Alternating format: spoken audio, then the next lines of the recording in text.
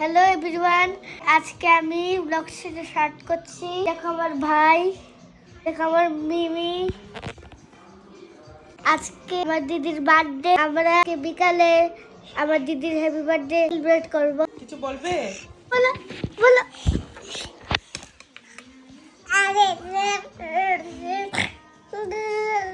আমার ভাই দেখো কি করছে।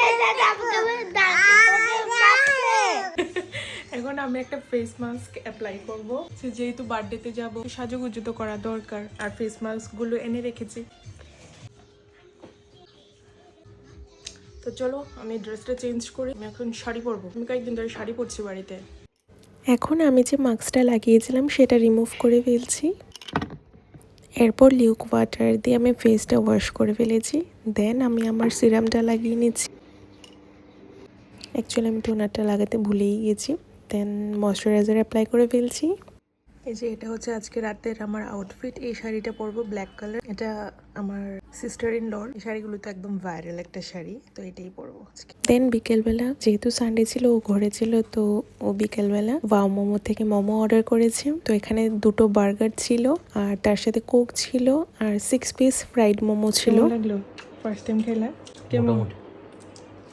মোটামুটি খেলি কেন, ভালো লাগছে না? অনেকটা অয়েলি মনে হইতেছে।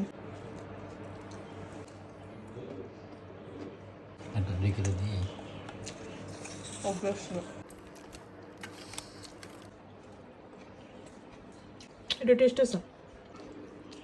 যেহেতু আমাদের বার্থডে ইনভিটেশন ছিল, তো তাই আমি রেডি হয়ে গেছি। তো বার্থডেটা সেলিব্রেট করেছিল একটা রেস্টুরেন্টে, তো ওখানে আমরা পৌঁছে গেছি।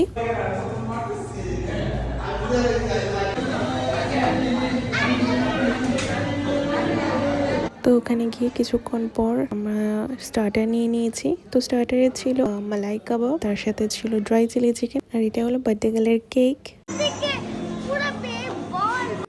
তোমাদেরকে তো বলাই হয়নি কার বার্থডে ছিল, বাট এটা ছিল আমার ভাগ্নির। তো এই যে হলো বার্থডে গার্ল।